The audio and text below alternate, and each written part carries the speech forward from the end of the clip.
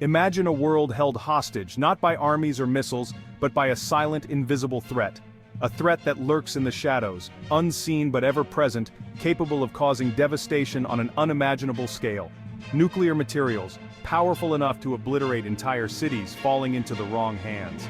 These materials, often no larger than a soda can be smuggled with relative ease. This is not a scene from a movie, it's a real and present danger that keeps intelligence agencies up at night. The stakes are incredibly high and the margin for error is non-existent. In the clandestine world of espionage, few threats are as terrifying and difficult to counter as nuclear smuggling. The agents tasked with stopping these threats operate in a high-stakes environment where every move could mean the difference between safety and catastrophe. The materials are small, easily concealed, and capable of unimaginable destruction.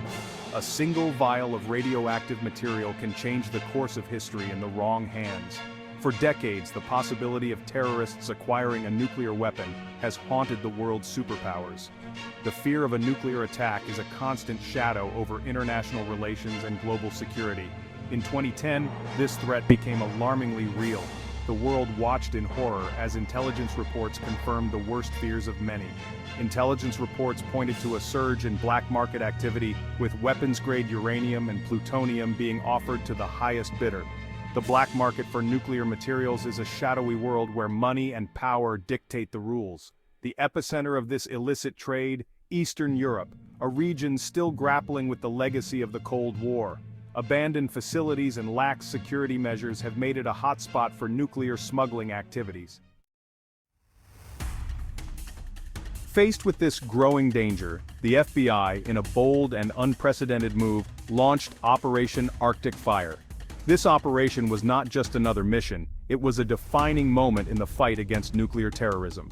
This ambitious operation, shrouded in secrecy, aimed to dismantle the nuclear black market and bring those involved to justice. The level of coordination and secrecy required was unparalleled, involving months of meticulous planning and intelligence gathering. The stakes couldn't have been higher. Every second counted and the pressure was immense. The agents knew that failure was not an option. The operations architects knew they were facing a formidable enemy. These were not just isolated criminals, they were part of a vast, intricate network. These weren't just common criminals, they were sophisticated networks with ties to corrupt officials, organized crime, and possibly even rogue states. The complexity of their operations made them a significant threat. The operation would require a global effort. The FBI knew that to succeed they needed the cooperation of international allies. The FBI reached out to its counterparts in Europe and Asia, forging an alliance unlike any seen before in the fight against nuclear terrorism. This unprecedented collaboration was crucial for the mission's success. Time was of the essence. Every moment of delay could mean the difference between success and catastrophic failure. Each passing day increased the risk of these deadly materials reaching their intended target. The urgency was palpable, and the agents worked tirelessly to intercept and neutralize the threat. Operation Arctic Fire was a testament to the power of international cooperation. Intelligence agencies from across the globe, often rivals in the shadowy world of espionage, put aside their differences and joined forces.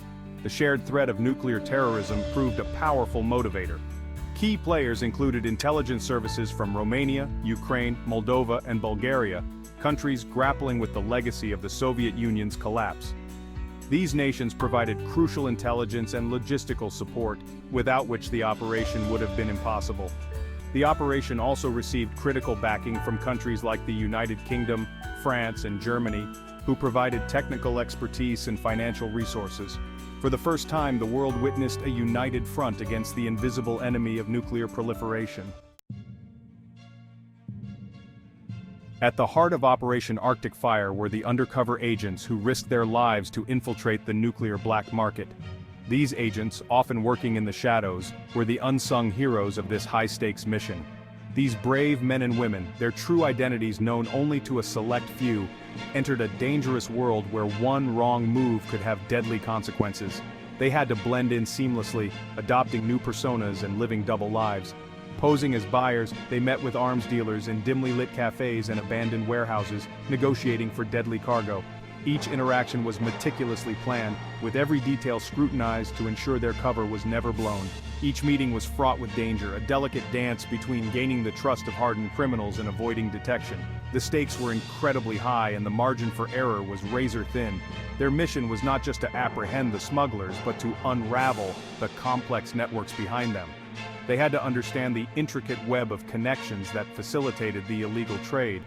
Who was supplying the materials? This question was at the forefront of their investigation. Where were they coming from?